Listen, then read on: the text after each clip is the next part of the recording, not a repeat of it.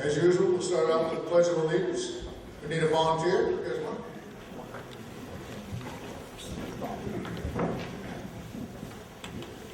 I pledge allegiance to the flag of the United States of America and to the republic for which it stands, one nation, under God, indivisible, with liberty and justice for all.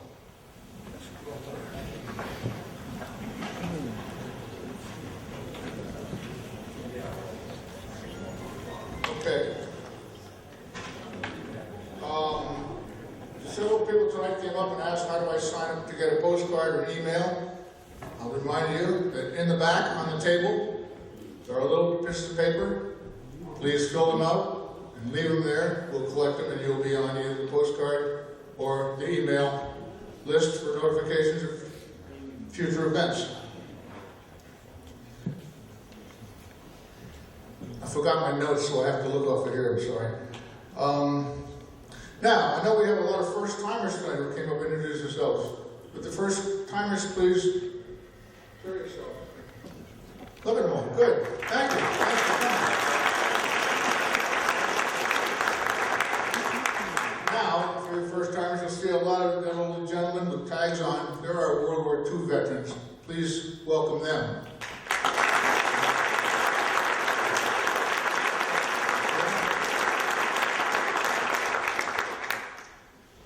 We have a lot of other vets, and once in a while I just like to thank all vets. So if we have anybody from the Korean War, would you please be noted?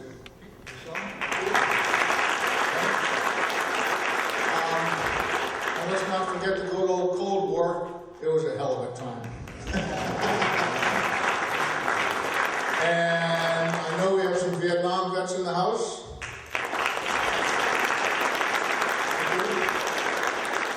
And just out of curiosity, besides Charlie Lloyd, do we have any Civil War vets?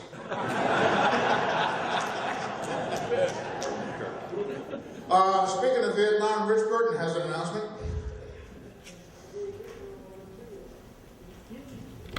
So we have a Vietnam Roundtable next Thursday at 8000 Dairy Street, 7:30. We have an Air Force man by the name of Lou Frank from Camp Hill, and he was an Air Force cargo handler, and one of his jobs was to load caskets to go back to Dover. So there were a lot of men killed in World War II, but there were over 58,000 killed, and men and women killed in Vietnam. And one other thing, Lower Dauphin is inviting Vietnam veterans to come and talk. It's Friday, May the 12th. Yeah, turn off your cell phone. And I have flyers out there on the table. We have Vietnam veterans hats for you for free, or pins. So thank you very much. Thanks, Rich. Ricky Hollis, you here? No, there you are. Anything about the Civil War? Yeah. The Hearst Civil Roundtable meets the third Thursday of every month over at Country Meadows. And our talk this time is April the 20th. It's about Brandy Station by a gentleman named Bob Lundy. He'll be doing a talk. Also, if anybody's interested, it's a little short notice, but before, we're going to Richmond for 2 days this Saturday. If anybody's interested, talk to me, or we have flyers in the back. It's 2 days. It's $179, but that covers everything but your 2 evening meals. It includes the bus, lunches, and also your rooms. So, thank you. Yeah, breakfast in the hotel. Thanks. Laura, did you have anything? No, okay. A couple hearing devices left. Yeah, I'll have to get anybody near hearing devices? Besides me? Okay. Patty Bowers, where are you? Oh, Patty. Patty Bowers has an announcement that might be of interest to, it is to me anyway.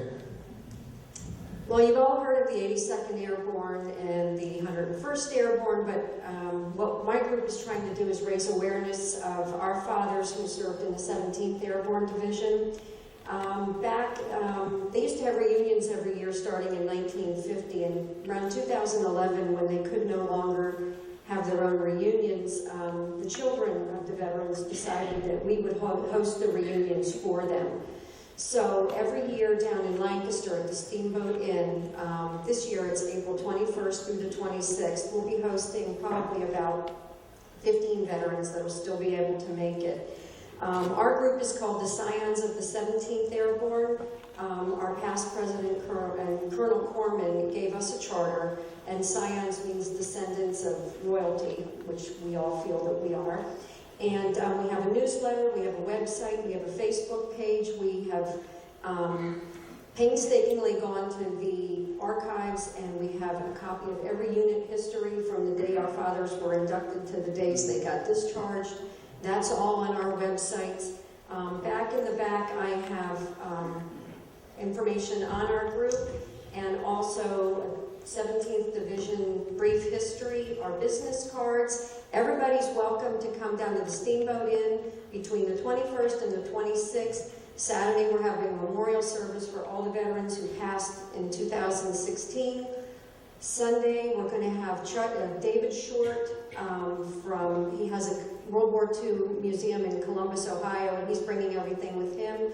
Monday, the 5073 enactors are going to be there with Jeeps and all of their memorabilia. So, and then there's going to be roundtables with the veterans, and please come and join us. Thanks, Patty. I know I'll be there. Okay. Yeah, we got a couple more. Here's today's quiz. Do you know what today is, militarily speaking? What happened on this date? You're all too fast for the group. Yes, this is the day that the United States entered World War I. And speaking of which, there's a short announcement about that. Okay, next question. How many of you guys are familiar with the Pennsylvania Military Museum in Boalsburg? Okay, this weekend they're having special presentations about the World War I. On Saturday, there's going to be a lecture on Bolt Troop. Bolt Troop was the regiment that was raised in that area and fought in World War I as part of the 28th Division. And then on Sunday, they're going to have a lecture on the 28th Division in World War I. And as some of you might know, they had a significant role in most of the campaigns. They were one of the few divisions that had 5 bars on their victory medal. So if you Google Boalsburg Military Museum, you get the times. I think it's like 1 o'clock, 1300 on both days. Okay, thank you. Last 2 things here. Remind you that we do have a website, www.centralpa2roundtable.org, and we're adding more and more stuff to it all the time. History of our speakers, up, past, present, and future. And the most important announcement of the evening, of course, is that, particularly for you first-timers, so you know, we're a not-for-profit organization, all volunteer-run, but we do have a couple of volunteers who stand at the door as your exit. They call the Helmet Committee, and they'd be happy to accept your free will offering if you've had a nice time today. We appreciate it very much. Okay. I usually have an April headline. Before the headline, I have to tell you a story. What happened to me last week. I was in Costco, which I detest, but I was there anyway, leaning against a pile of stuff, and I saw a guy with a Red Sox hat on. Being a Rhode Islander, I said, "Ooh, Red Sox, eh?" He said, "No, actually, I'm a Yankees fan." Well, some great conversations start off that way. We got to yakking, and not only did we work at the same place, the steel company, but we have a lot of friends in common, past and present. And we got to talking, and he said, "By the way, you know about the 500 guys that were rescued out of Serbia?" And I said, "Well, I don't really know about it, heard about it." He said, "Well, here it is." And it happened in August of 1944, so I'm going to do a little bit more research on this, and from my August preamble, I'll tell you a lot more about it. But in the nuts of it is the Forgotten 500, they're called. It's a fantastic story of an OSS designed and executed operation called Operation Halyard. If you Google it, you can learn a lot, which is what I'm doing. But basically, we sent a couple of guys, 3 guys, jumped in, organized with the locals who had been harboring these 500 and some flyers who had been shot down by German planes as they were coming back from the oil fields in Poland. And they kept them, they hid them for months. And as 3 OSS guys landed, organized these guys, they built an airstrip way up in the mountains, only 500 meters long and 50 meters wide. You know, about the size of this parking lot, not even. Just barely enough to land a C-47. And they did. We landed lots of them.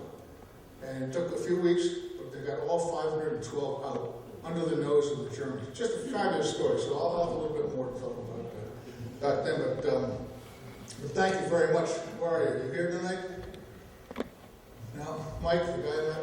Well, he's usually here. Anyway, it's wonderful. Charlie and I were talking about the people we meet, and he said, I recognize your voice. You're World War II roundtable. I said, that's right. And that's how we get to talking about it.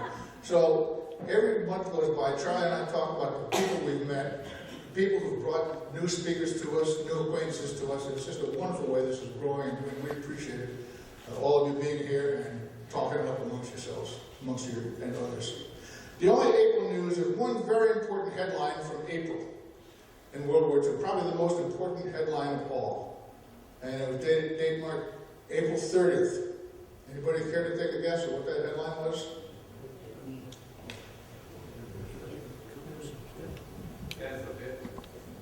Adolf Hitler commits suicide. That was the headline. The best headline I could have possibly had. Yes, sir. Yeah, I'm Bill Huffman. My son Christopher is involved with the Roundtable Board of Directors. And since this is the World War II Roundtable, I want us all to remember today that a famous man is laid to rest with honors today at Arlington National Cemetery. That was John Glenn. He was an aviator for the Marines in the Pacific during World War II, fighter pilot for the Korean War, an astronaut, and a U.S. Senator. So, what a guy. Not a bad resume. Yeah, thank you for that. Thank you. Okay.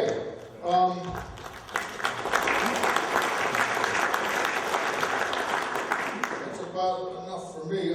Charlie, the Vice President and intrepid headhunter, will tell you what he's been doing in terms of hunting heads, and we'll introduce our speaker. Charlie? Thank you.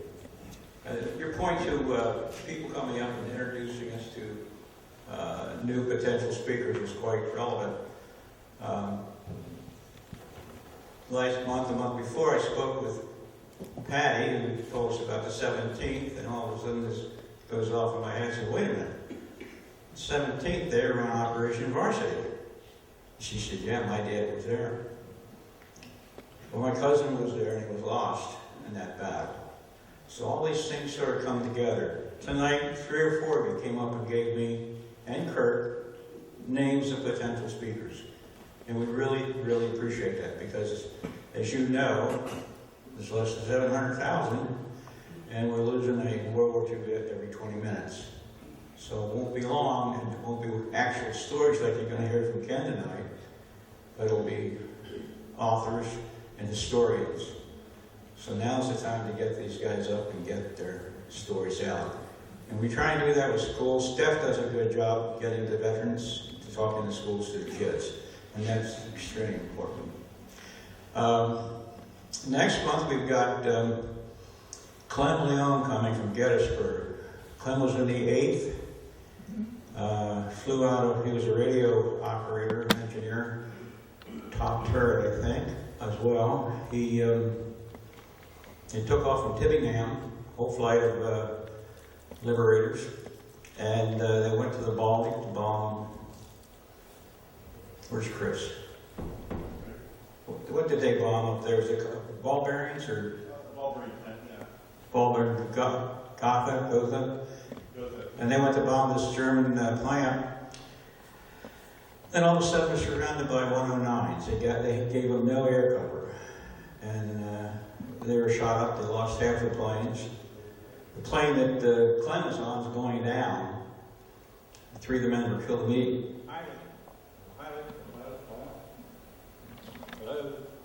Good. I'm working on it. Hang on. There's a new sound for it.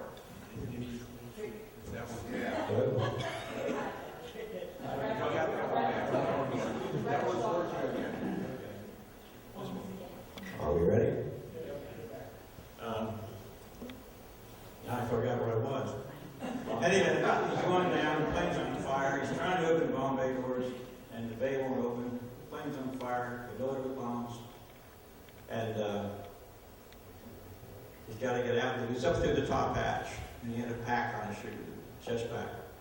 He gets out and he's laying on the plane. The plane's going down 200 miles an hour, 25,000 feet, and it blows up. He wakes up after he fell about 10,000 feet. Pops his chute. There's guys waiting for him with guns. Happened to be Dutch resistance, and that's the story. And this is the stories that we get. So when you guys come up and give us these names, it's so great to have them here to share their stories, and it means a lot. I'd also like to talk a little bit about the World War II weekend that's coming up the 2nd, 3rd, and 4th of June. We're coordinators for all the veterans. We have 40 veterans, 30,000 people, 50 warbirds. You can fly in this if you got the moolah. But don't forget about the World War II weekend. And in the back, I see Laura waving to me, and I can't see that far. There are World War II weekend, there are flyers back here on the table. Thank you. So Thank you. grab one, we have more to give out next week. There's a mess of flyers back there to tell you all of what's going on, and I have a banner in the back as well. We've got Herschel Williams coming this year, and Herschel is the last surviving Medal of Honor winner from Iwo Jima. So we've got a pretty good staff of people there. I'm looking forward to that. At this point, I think I've talked enough. I'll just introduce Marley, who's going to introduce Ken and his story. In fact, I just introduced you to a guy who was on a destroyer in the Atlantic and also in the Pacific. Where's Ben? Is Ben here? There, Ben Graham and his daughter. She killed me for saying that. And they're both on destroyers in the Atlantic and in the Pacific as well. But at this point, I'm going to turn it over to Marla. Excuse me. Forgot something very important. Thank you, Christopher. I've got Gene Autry here. Sorry, Gene Arnold. I'm just kidding. We're trying to figure out who the worst was. Who has a very important announcement to make. I would like anybody that can make a breakfast this Saturday morning at VFW Post 7530, which is in Lower Island, Pennsylvania. I have every year since I've been chaplain for the state of Pennsylvania for the VFW and the District 18, which is Lebanon, Cumberland, and Dauphin counties. I started honoring the 4 chaplains from World War II that were down with the Dorchester about 5 years ago, and there were several state legislators that came to that meeting, as well as Gold Star mothers. And the state legislators didn't know what Gold Star mothers were. I thought that was a sin. So every year I have a breakfast for the Gold Star mothers as well as the 4 chaplains. And I would like anybody that wants to come, it's a free breakfast, we pay for everything. And the USA chaplain of the United States of America, VFW, will be the guest speaker. And it's open to anybody that wants to come. I'll be here when the meeting's over and tell you how to get there. It's very easy to get to. And the 17th Airborne. Recently, we dedicated a bridge in New Jersey to Father Charlie Waters, who I understand was with the 17th. I don't know the history of it in Vietnam, if they were there, because there were a bunch of men from the 17th Airborne that were there in honor of him. Father Charlie Waters taught me in high school, and then went in the Army and became a paratrooper. And he was killed in Vietnam, and he was one of the 2 chaplains that received the Congressional Medal of Honor in Vietnam. And I'm not sure if he was in, that division was there or not, but they were there at the dedication in New Jersey to Father Charlie Waters. So I like to honor the chaplains. I was not a chaplain when I was in the service. I was just a grunt. I was carried a BAR. I'm dating myself. But my dad went in the Marine Corps on this day in 1917. He was at the Bella Woods and all through the Pacific. My brothers were, I got 6 older brothers, every one of us were veterans, none of us were drafted. And I have 2 grandchildren, one that was in Iraq with the 101st. She was a medic, female, medic with the airborne. 5 generations American military and a lot of veterans in our family. So I try to honor the veterans that have done something for our country. All veterans have. We all served. Anybody that wants to come, please see me. Thank you.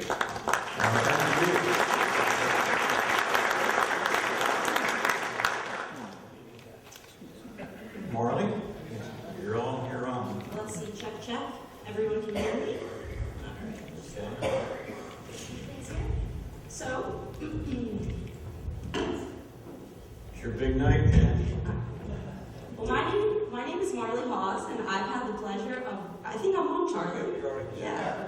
I've had the pleasure of working with Mr. Kenneth H. Fidler for the last 2 years as his social media manager and his accomplice, partner in crime for these sort of events. Mr. Fidler's work on this project actually began 70 years ago when he started keeping detailed records of his service in World War II. And this is one of his original journals where he has all of those notes. And what began as a family tradition, Mr. Fidler would write down his stories and give them to his children every Christmas.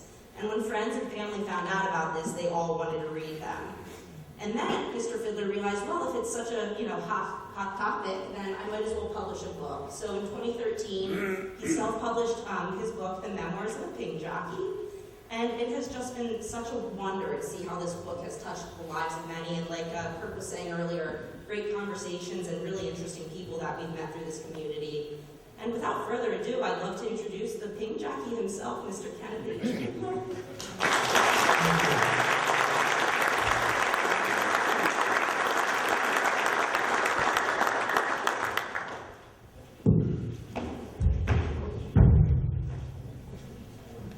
So Mr. Fidler grew up in Reading, Pennsylvania, and he has a quite unique birth story. Would you mind sharing that with our audience? Hello, can you hear me all right? Yes. My mother one time told me a long time ago that when I was born, I was a big surprise to her and my father. She was 40 years old, 200 pounds, 5'2", and taking medicine for change of life. And she didn't feel like she was pregnant. She didn't know she was pregnant. But on March 2nd, 1925, in Westminster Street in Reading, Pennsylvania, she didn't feel very good, and she called the doctor. And it was snowing pretty deep. And the doctor could only drive within 3 blocks of the home, and he had to walk in. But when he came out of my mother's bedroom, he told my father, "Congratulations, you have a new little boy." And everybody was surprised, including my 7-year-old brother who was next door while the doctor was there. I just love that story. So he grew up in Reading, and he had a normal childhood, but of course he grew up during the Great Depression, so he spent a lot of time outside and making up games and creating his own sort of toys. But is there anything else you'd like to add about that? Would you like to add anything about your childhood? Well, one of the big things was I had a paper route. And it was a big paper route. It was in Glenside, right outside of Reading. And about that time, the newspaper had a contest that 5 paper boys that got the most new customers would get a 2-week free trip to Cuba.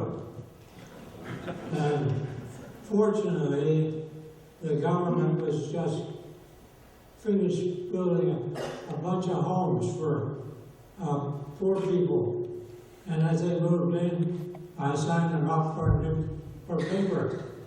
And I was one of the 5 that won the contest. And pretty soon, the 5 hours, and the manager and his wife and his 2 daughters and 2 nurses and 2 other managers, we all filled in 3 cars and drove all the way down to Miami. And back then, there were no big highways, it was just Route 1, 2-lane. And we stopped at St. Augustine, and I got picked into the Fountain of Youth, and that's why I'm 92 years old.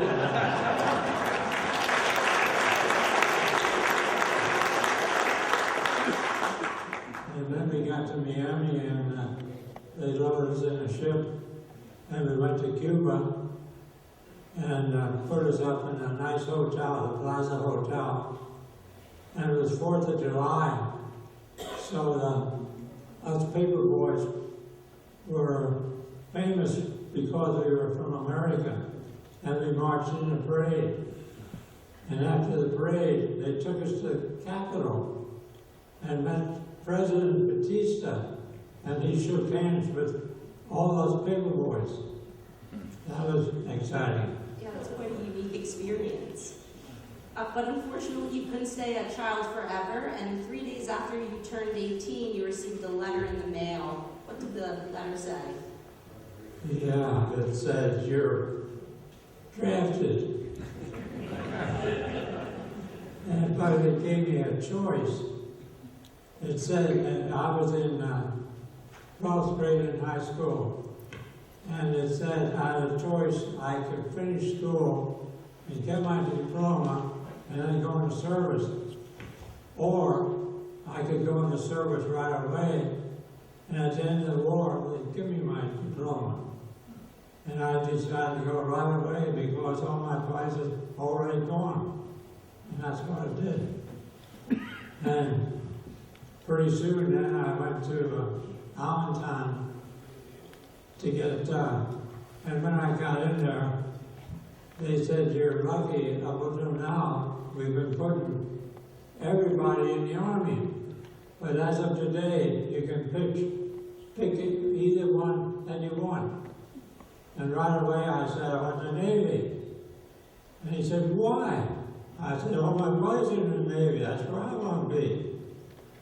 So they swore me in, and I was about ready to leave, and they said, you can leave now, we'll call you pretty soon to go to boot camp. And as I was leaving, I stopped and I said, are you sure I'm in the Navy?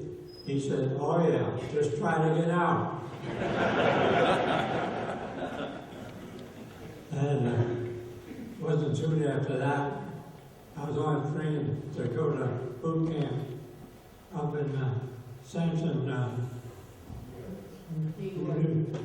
yeah. And there they told me that it had been 12 weeks to go through boot camp, but they needed a lot of people, and so they're cutting it down to 5 weeks.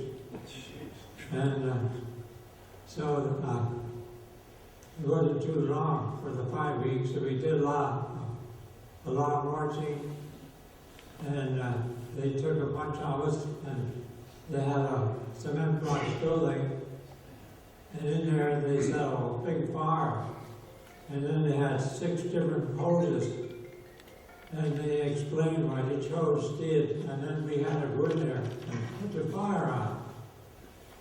And then after that, they had another room like that, filled with tear gas. And they put masks on us. And they said, go in there, line up, stand there. And after a while, they said, take the mask off and take a big breath.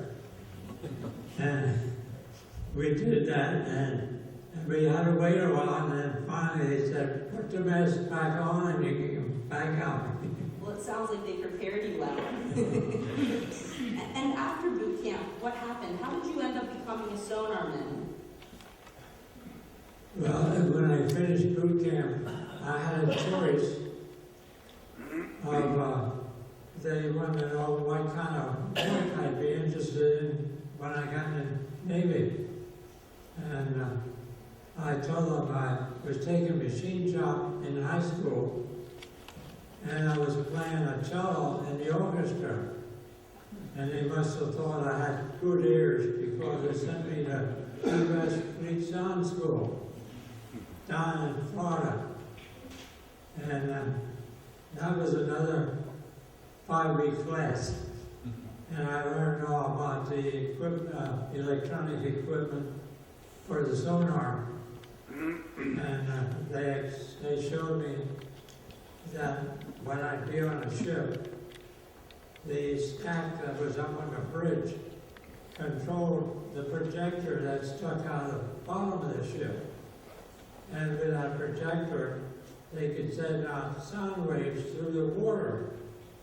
And those sound waves that went through the water were called pings. And if they hit anything, it would send back an echo. And if that echo had a high-pitched sound, it meant that the target was coming towards the ship. If that echo had a low-pitched sound, it meant the target was going away from the ship. And we were targeting submarines. And all those echoes were recorded on a recorder. And from that information, a sonarman were able to figure out the direction and speed of the submarine. And that's why a sonarman are called ping jockeys. Excellent explanation. I'm sure our audience was quite curious as to what a ping jockey was. So after sonar school, you were promoted to a sonarman 3rd class, and you received orders that you were to report to Norfolk, where you were assigned a ship. What was the ship's name? It was the USS Roy DE-160, and it was just being built.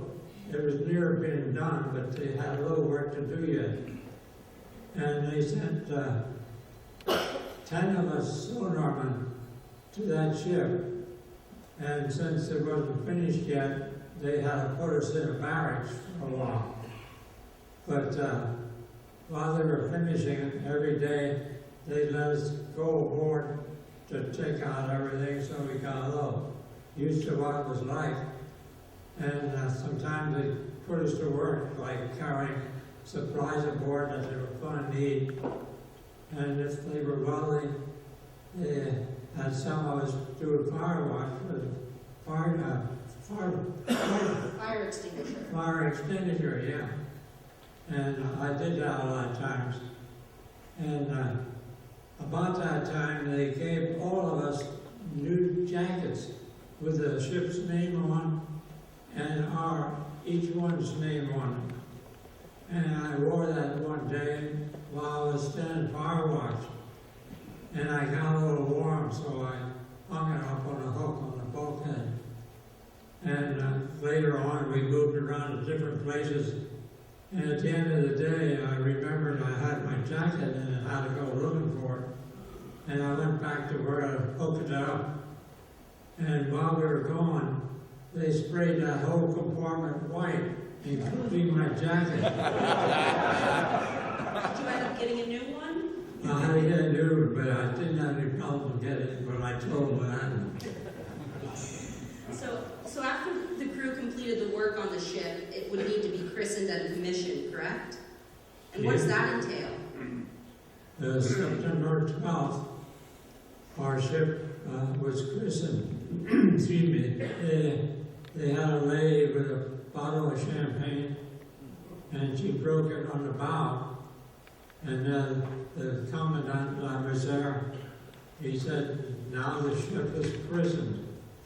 And then I ordered commissioned with the name USS Roy D-160.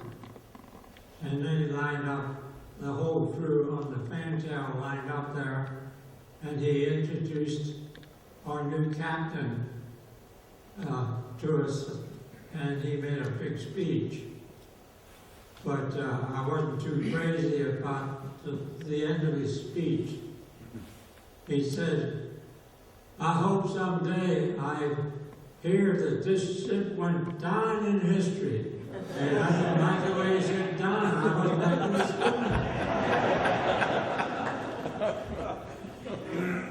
So after the ship gets commissioned and christened, it has to go out on a shakedown cruise to make sure everything's working properly and that this double check that the ship floats. So can you tell us a little bit about your shakedown cruise? Yeah, we were supposed to go to Bermuda. And the night that we left, it was in the middle of a hurricane. And 85% of us had never been on a ship before, or never even seen the ocean before. And you can imagine what happened. Everybody was seasick. But we had to stand, all had to stand watches, 4 hours on and 8 hours off. And when we did, we had to make sure we had a bucket with us. But the other 15% were fellows that had been on ships before, and their ships had been sunk, and then they were moved on to another ship. So they're the ones that was running the ship the first couple of days and showing us what to do. But we still had to stand our watch with our bucket. In 5 days we reached Bermuda. And the first thing we had to do was clean up the ship. What was it like for you to eat on the ship and sleep on the ship, quite frankly, live on the ship? Well, every day we went out sailing around and checking out everything on the ship to make sure everything is working and nothing was leaking or anything like that. And eventually, after that, we did get liberty. Everybody could go ashore for 1 day. But after that, then we left and went back to Norfolk for 5 days. And if they had found anything wrong, that's when they fixed it then. And then after the 5 days, we went to New York City, and there they put a division together of 5 destroyer escorts. And then after we had a division, they gave us orders to go to Aruba, which is now off the side of South America. And we picked up a 100-ship convoy there, which we were gonna escort to North Africa. And that was quite a thing, 100 ships. And we had 10 rows of 10 ships in a row. And there was 12 destroyer escorts. And the convoy itself had a certain compass number, and they were going straight on that. But all the destroyer escorts, a lot of them were across the front, and some of them along the side, and a couple on the back. And all the destroyer escorts would zigzag back and forth to protect everybody from submarines. And sometimes, if we would ever pick up a submarine, we would warn them right away that we were going to try to attack this submarine. And when the commander of the convoy got that message, he gives them an order for every ship to turn 90 degrees. And when he gave that order, they usually did it with a flag, not a radio. And when he did that, that is something to see. 100 big ships all turning like that, 90 degrees. And we did that a couple times. And we had to go as fast as the slowest ship, which was about 6 knots. So it took us 21 days to get to North Africa. And we tried to plan it that when we got to the Straits of Gibraltar, we could hopefully go through at night so they don't see us so good. But we also heard that the convoy ahead of us got hit pretty hard, and some of the ships were sunk. And as we went through the Straits of Gibraltar that night, I had the job of lookout up on the bridge, standing down and looking for anything floating by. And all of a sudden, a bunch of dead bodies were floating by, and a lot of dead bodies from a lot of the ships that were hit. And I was only 18. I realized, I guess I was in the war now. Yeah, I can imagine that was quite an eerie image with the moonlight on the ocean, and I'm sure it's an image that a lot of servicemen and women can relate to. And then we went through the Mediterranean, and we were supposed to go to Bizerti. And as we got near there, we seen sunken ships, and some of them have sunk, and we had to wait a while to find a place to tie up. And we finally tied over the place. And we talked to some of the American soldiers, and they said they had just secured the whole place around Bizerti, and they were marching a bunch of prisoners by at the time. And then we find out that we'd be able to go ashore on Dungarees. And then we heard that they were going to show a movie that night in one of the warehouses. So a bunch of us went over and went in there and got a seat. And we were waiting for the movie to start. And all of a sudden we heard somebody, everybody stand up. And General Bradley walked in with his staff. And he was a big guy in charge of everything there in North Africa. So that was pretty good. You were quite lucky to meet some pretty big political figures in your life. So after Bizerti, where did the Loy go next? After Bizerti, where did the Loy go next? We actually had made 6 trips across the Atlantic, and 3 of them were to Bizerti, and 3 of them were to Algiers. And the second time we went to Bizerti, we were escorting another convoy. And when we started in the Mediterranean, the head of the convoy said a message to our captain. He said, "You've been here before. Lead us. I will follow you." And we started to lead them. But shortly we ran aground because of everything that's happening there. And then we got another message. So the captain got another message and said, "Never mind. We'll find our way."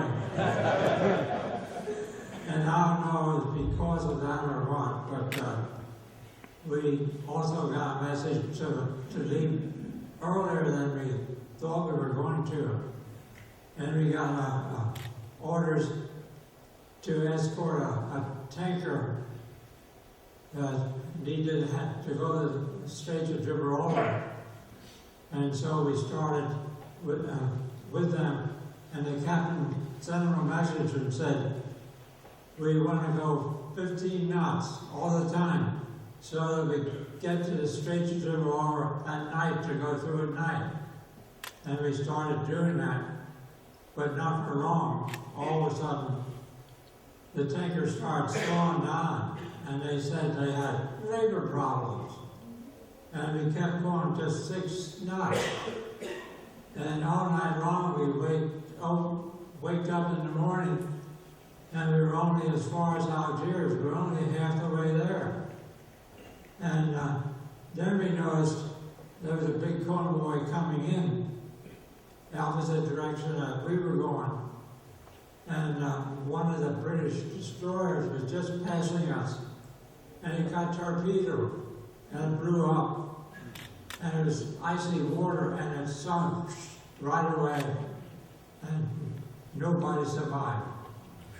And a couple minutes later, we got a message from the tanker. "We're going 18 knots immediately." And we could hardly keep ahead of them that time.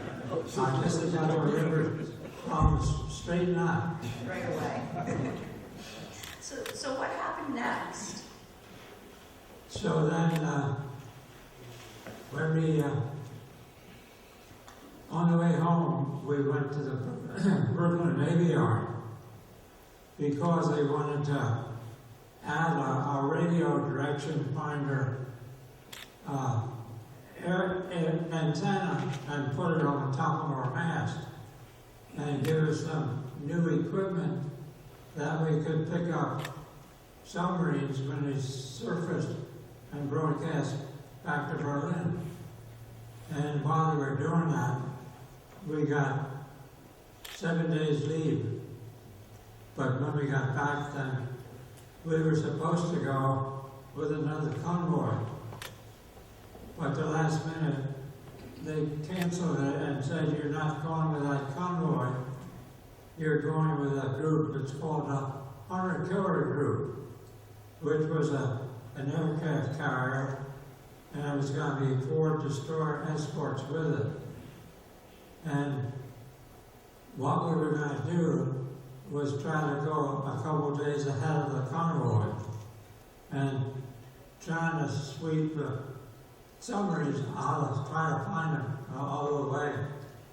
And that way, they were able to put airplanes up in the air, looking for air. They could, during the day, sometimes you could see submarines. And with our new radio direction finder, if any time each ship had a radio, and each ship had listened to a different channel. And if any of the ships all of a sudden heard the submarine broadcasting, they would pick up the phone and give that channel, and then all the ships would change to that channel, and with the radio direction finder, they could zero in and pick up where the submarine was that night. But when we left, when we started out with not too many planes on. Most of them flew out to join us, and each one kept landing. And the last one, he was a little bit too close from the one ahead of him, and they flagged him off, and they said, circle around and come back in again. And he was supposed to make a big circle, but he made a small circle, and he lost speed. And his wingtip hit the water, and the big splash, and he was gone. And we found out that he was an ace. He had record of shooting down 4 Japanese planes. He was gone. So, but on that whole trip, we were gone for a month on the water, and it was really rough. Most of the time it was 40-degree rolls. And the rule was that you always had enough fuel to reach land. And we tried refueling a couple times and we couldn't.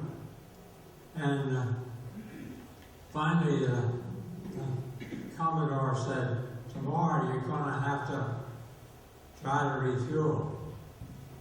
And every time we get low in fuel, what we do is fill the tank with water so we don't float around like a cork.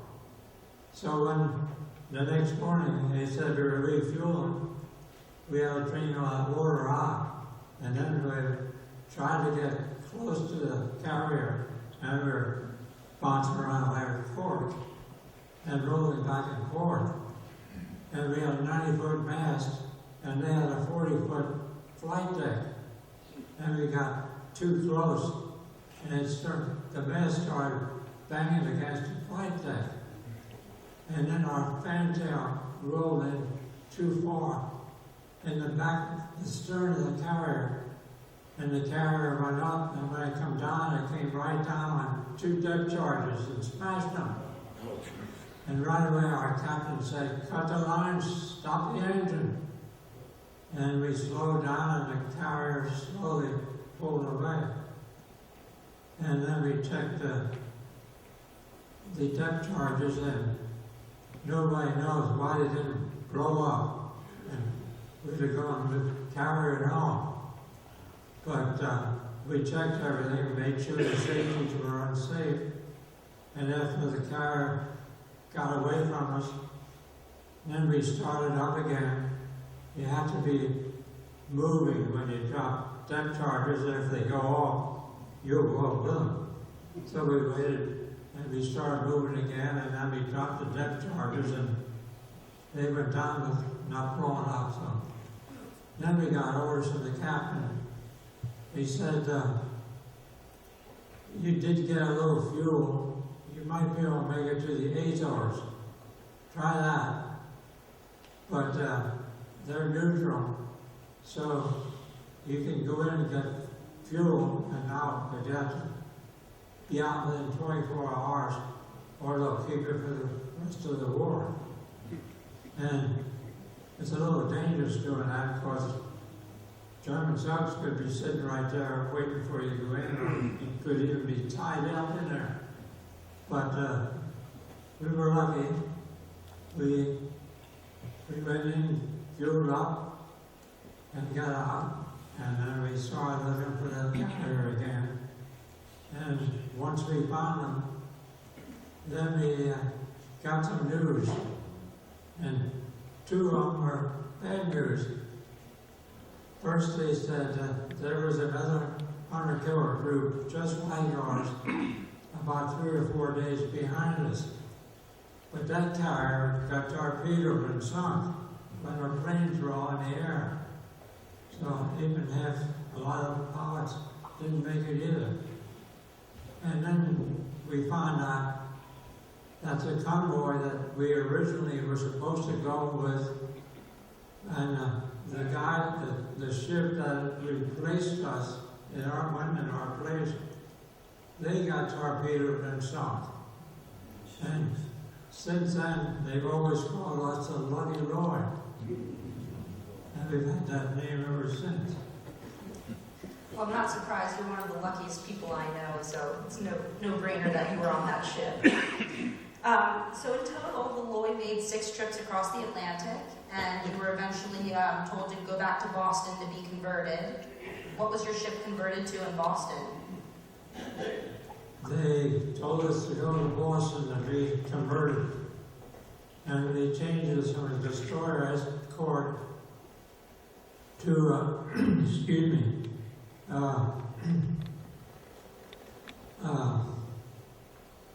auxiliary personnel destroyer. And that meant they took our 3-inch guns away and gave us 5-inch guns.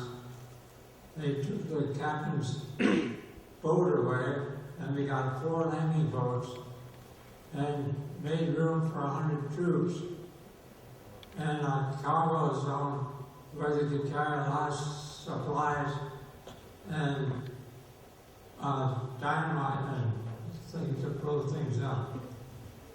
And then we got orders on New Year's Day to take the Panama Canal. And when we get to San Diego, we found out where we were going. And our ship was all, besides all that, they also painted up the camouflage that we could sit in around islands and everything. They'd never see us. So by that, I guess you realized that you were headed for the tropics or the Pacific Theater. Well, then we went to Hawaii, and we were supposed to pick up the 100 troops, which they were the underwater demolition team. And what they did, they had swimming suits, flippers on their feet, a big knife, and they painted their head and shoulders silver, that when they swam underwater and surfaced, they looked like white caps. And we picked them up at Maui, and eventually we loaded them up and headed for the Philippines. And there we met a bunch of other ships. And we're getting ready to go to Okinawa. We were going to be in the Okinawa invasion. We finally found out that we were going to get into shooting. And soon then we started out for Okinawa, and we wanted to get there 5 days before April 1st. Easter Sunday, April 1st, is when we were going to invade Okinawa. But we got there 5 days before, and there are 1,400 ships are there ready for the invasion. A bunch of battleships, cruisers, all kinds of ships. And they were all out of far enough away, and they were firing all day long in Okinawa. And we took the underwater demolition team in our boats, and we tried to take them in close enough that they could swim in the rest of the way, but we didn't want to go too far in or they start shooting at us. And we'd take them in and drop them off, and they'd swim in. And they all had watches because they had to come back a certain time, all at the same time, 3 times, to check everything out that needed to be blown up and cleaned out so our boats went in, they wouldn't get hurt. And finally, the day before, April 1st, the day before the invasion, we had 5 teams under our demolition team. And they all went in that morning, and they blew up 10 miles of beach to clear everything out. And on April 1st, our boats led the first ones into the beach. But the next few days went pretty good, pretty fair. And after that, a lot of the ships that would be anchored in the harbor there. But we were always having a lot of air raids. And when they knew we were going to have an air raid, they announced that they'd call flash red, control yellow. Flash red meant they were going to have an air raid. And control yellow meant that it was going to be all Japanese, shoot at them. Or sometimes it was flash red, control green. And that green meant there'll be Japanese and American planes. So be careful what you're shooting at then. But that was day after day like that. We were always having air raids. And what happened on May 27th? And then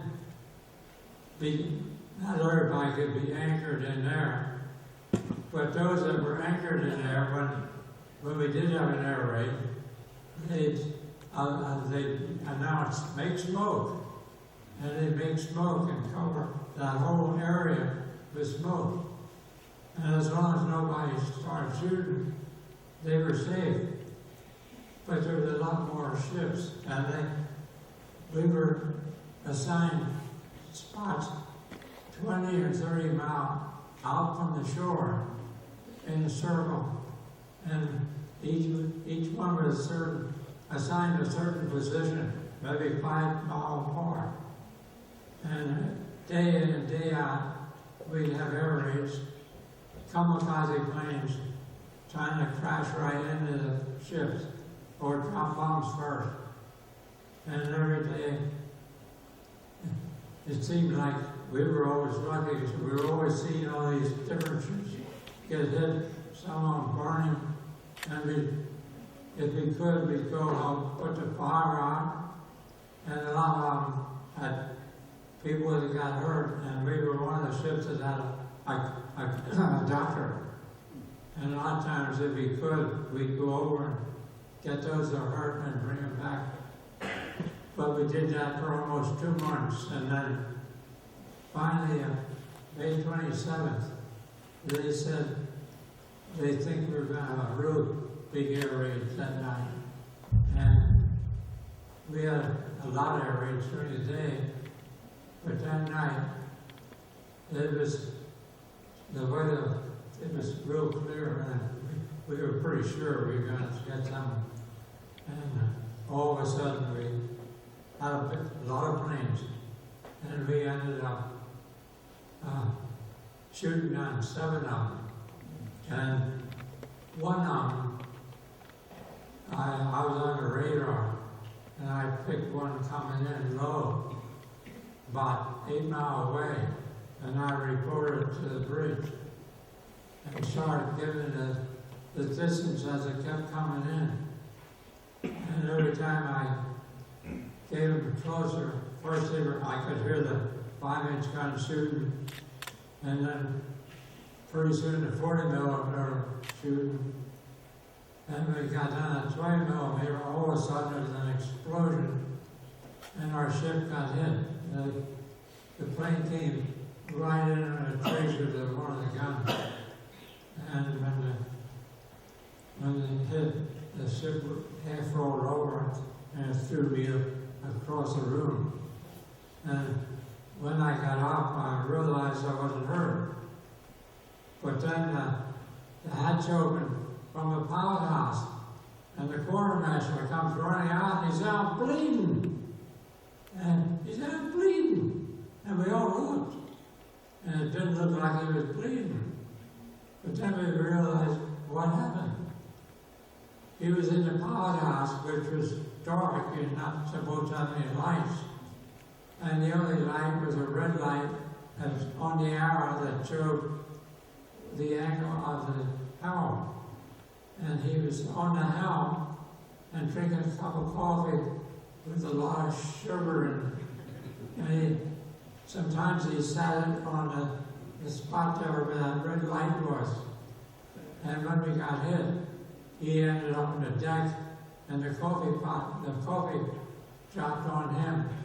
And it was hot and sticky. And he got up and he went over, looked at that red light. And it looked like, oh, I'm bleeding. So, but after we come out, we realized what happened, and we often kidding about years after. So what were your survival instincts after the impact? But when the plane hit, the plane blew up, and there were parts all over the place, and there was a big fire, and eventually they said, prepare to abandon ship. And when we first came to the Pacific, they gave us all life preservers, but they were like belts. You wore them around here. And they said, wear that all the time. And when they said, prepare to abandon ship, I thought I'd better try to see if that worked. You had to squeeze it and then it blew up. And I squeezed it, but nothing happened. And then I see it had a big hole in it from wearing it all this time. And then I remembered that we used to have life jackets hanging around, and I started looking for them. And I found some hanging on a post. And I grabbed one, and another guy said, forget it, I've already tried a couple of them. And I threw one in the water, it sinks right away, they're no good. But eventually they got their engines running again, and we slowly went into the port. But it took, we got there about midnight, it took us about 8 o'clock in the morning till we got into port. And a few of the men that Mr. Fidler mentioned hearing the guns firing, 3 men lost their lives who courageously remained at their gun stations in spite of a crushing kamikaze attack. And one of the men, Logan, It was his 21st birthday. It's up there, yeah. And Logan, it was his 21st birthday, and he was stooping over to refill the magazine for his gun, and his helmet came off. And instead of taking time to put it back on, he started firing again. And when the kamikaze hit, the shrapnel flew all over the place and hit him right in the head and killed him on his 21st birthday. And a good buddy of Mr. Fidler's on the ship collected a bunch of the kamikaze scrap metal and actually made 3 rings to commemorate the 3 men that lost their lives on the ship during that attack. And Mr. Fidler was lucky enough to get one of those rings. We have a picture of it up here too. Yeah, I'm wearing it right now. So after the kamikaze, you guys had to go for repairs. So then, when we first got into port, there was a ship there that could patch us up slightly before we allowed a lot of horse to the side. And they put a plate on that we could make it to the Philippines.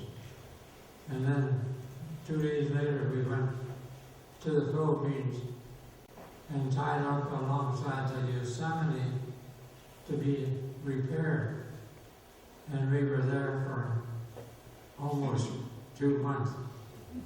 And when they finally got us all fixed up, they left us, they gave us a job to escort a small aircraft carrier to Manila. And so we escorted them.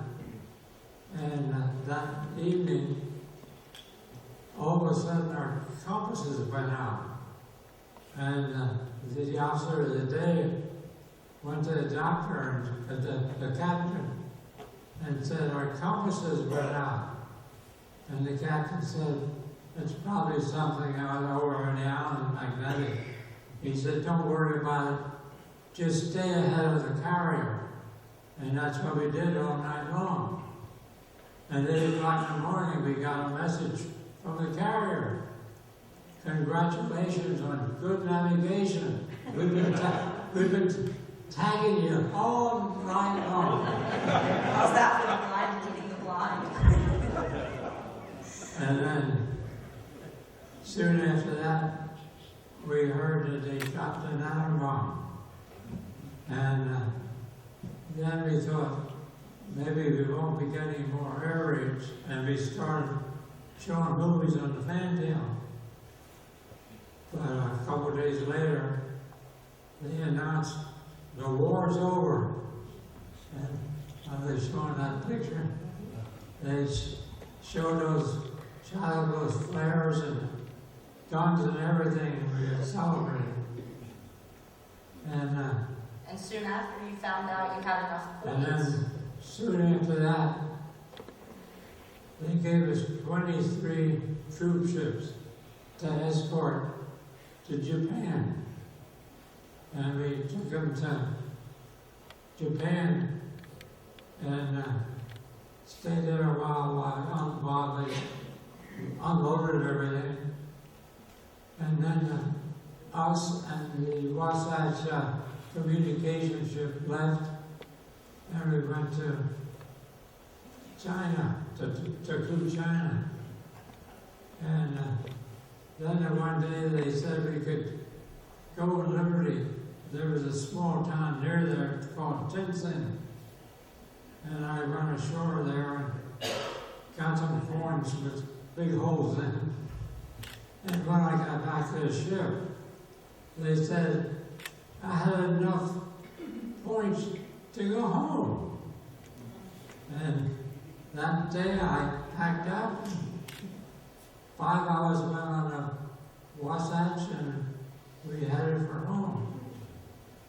We went as far as San Diego and then Carl Pink and I took a train and ended up in Maryland. I get discharged 7th of December. 2 years, 8 days, and 3 days, and 2 years, 8 months, and 3 days in the Navy.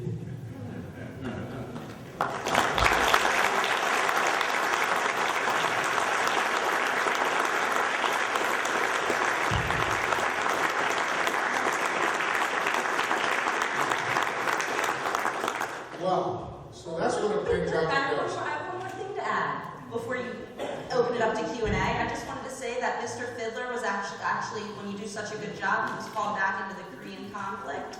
And I also wanted to mention that if anybody liked what they heard tonight, we do have a podcast. So look us up on YouTube and you can hear more details and hear a little bit about Korea if you would like to. And I just want to say thank you to the World War II Roundtable for hosting such a fantastic event.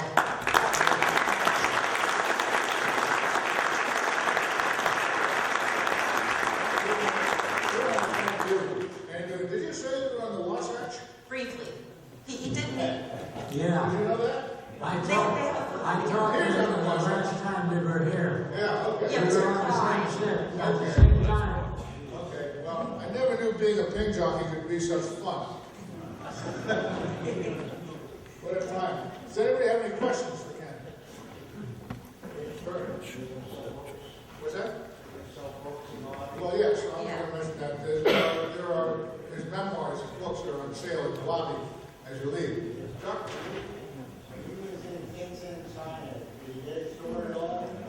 When you were in Tinson, you went ashore, right? In Tinson? Yeah. You went ashore. Yeah. That's where I got the coins for the whole thing. Was he lucky enough to see some of them white Russian women? They were the first women I ever saw that were over 6 feet tall with birth natural. He wondered if you'd seen any of those beautiful Russian women. White Russian. White. Did I catch that? I think I'm not catching it right. What was that? Did you hear it, Kurt? Russian women over 6 feet tall. I don't think he saw any of those. It's not jogging his memory. Well, all right. Anybody else? Yeah. How long was the USS Loy? How wide was it? How wide was the USS Lloyd? How wide was the USS How Lloyd? wide? I think about 36 feet. It wasn't too wide. And it didn't draw a lot of water. That's purposely, they didn't draw a lot of water. Because several times we had torpedoes shot at us and they went right under the ship. If we drew a lot of water, I wouldn't be here. Yeah, please. What did you do after the war? What did you do after the war? What did you do after the war? Right before I went into service, another fellow and I went looking for a job at Textile Machine Works in Reading. And they said they had nothing right now. But when you come back from the service, come here and we'll give you one. And as soon as we came back, they gave that 50-20 thing where you could collect $50, $20 a week for 50 weeks. And they had to tell them what kind of job you could do. They try to get you a job. But as soon as I come back, I went right to Textile Machine Works, and they gave me a job right away. I never collected anything. But I had a buddy that I grew up with, and he was in the Navy on an ammunition ship. And he got out the same time I did. And when he went there to tell them they said, what kind of job can you do? He said, I'm a poet. What? A poet. A poet. And then they were finding him a job. He collected for 15 weeks. So Mr. Fidler ended up building full-fashion knitting machines and then went on to be a tool and die maker. Okay, great. Yeah. Any other questions? Yeah. Do you have any stories about tracking and depth charging in submarines? Do you have any stories about tracking and depth charging submarines? Did it say it? Stories about tracking and depth charging submarines? Yeah. Yeah, when we pick them up. That's what we did then. We'd follow them and we'd try to zero in on them.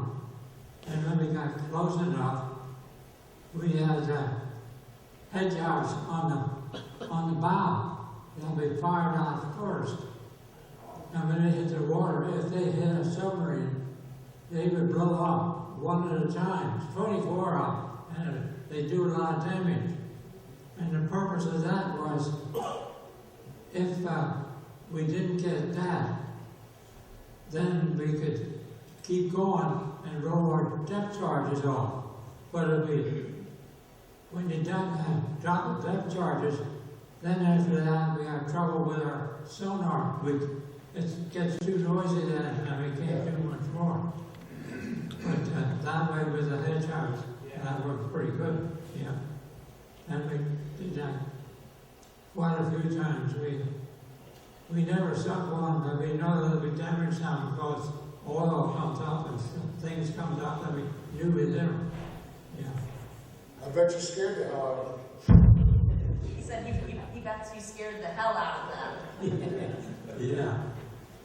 But I'll tell you another story that when we find out that undertow group that was before us, behind us, when that carrier got torpedoed and sunk, one of the destroyers, they always told us if we ever had to fight a submarine and it surfaced, we were supposed to ram it, even if we sunk it, and it sunk us.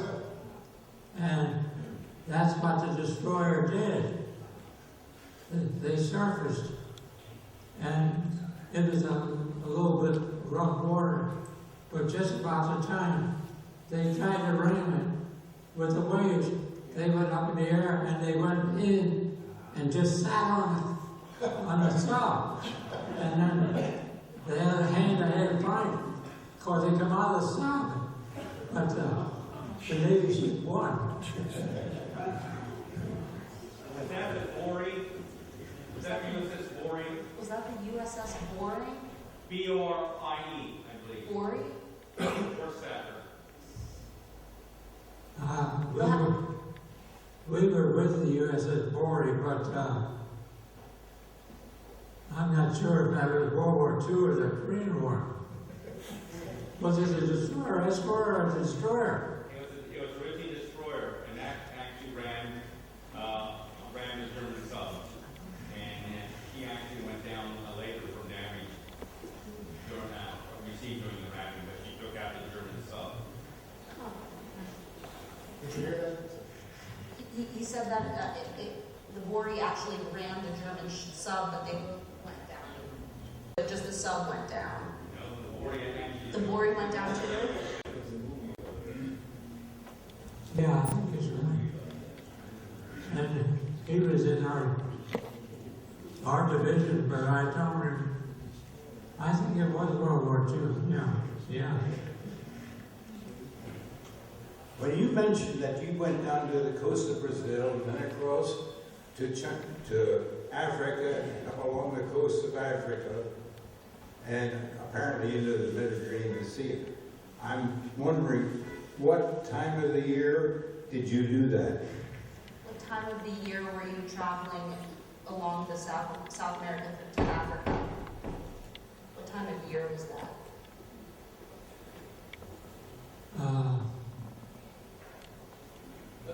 It was in spring. The reason I said that, I went across there at that time, but I went in, it was probably the latter part of September and October when we went over. But it took us over 2 weeks to get over where we went. I think the first trip was February. And he said he made a similar trip, but his was in August. No, it wasn't August. Did I say? Sorry, maybe I'm hard of hearing up here too. September and October. September and October is when he made the trip. Yeah, well, I think our last trip was October. I think it was October we went to Boston. Yeah, our last trip was in October. I may have went along over with you. I don't know. You recognize me. Kurt, over here. when the merchant ships started their zigzagging, they didn't make just one move, they made a series of moves all together, or variations? When the merchant ship started to zigzag, what did that look? Were they going different directions, or were they all going in uniform?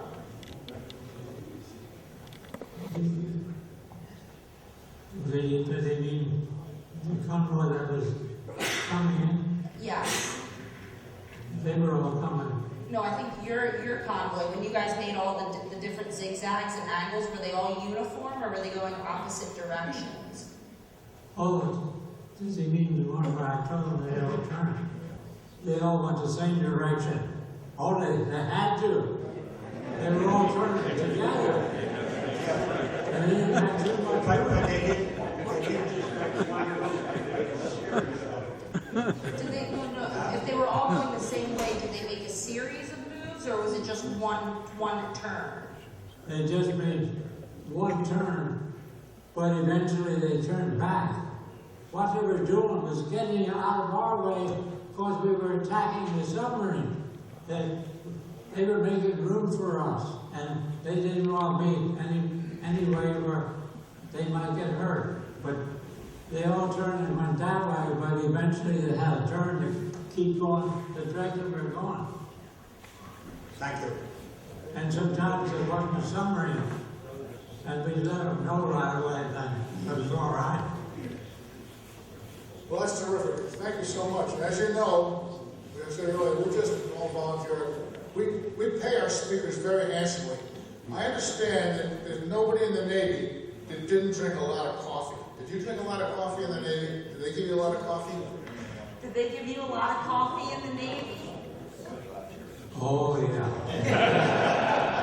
In fact, when we, I think before we got hit, we had escorted a small convoy from Okinawa to Guam. And then my buddy and I, we were both sonarmen, and we stood watching together in the sonar shack. But we never had a coffee pot. In the beginning, what we had was a big tank, and we'd fill it with coffee beans and water, and then we went down below. We were a steamship, and they had steam pipes, and they'd put that down in there and cook it up. And that wasn't good coffee. But when we went to Guam, my buddy and I got permission to go there, and we bought a new coffee pot, and we brought it back and put it in the sonar shop. And then for that, every time you change shift, you got to have a full pot of coffee. We always had that. So yes, Kirk, you hit his sweet spot. The answer is yes, you had a lot of coffee. Well, I hope your next cup of coffee tastes good, out of our very highly specialized, hard to get at, World War II round table mug. Thank you very much.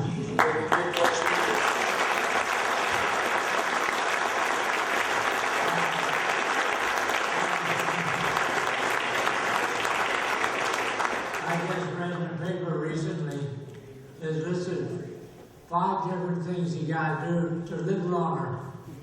And one was drinking a lot of coffee and getting plenty of sleep. And I do both.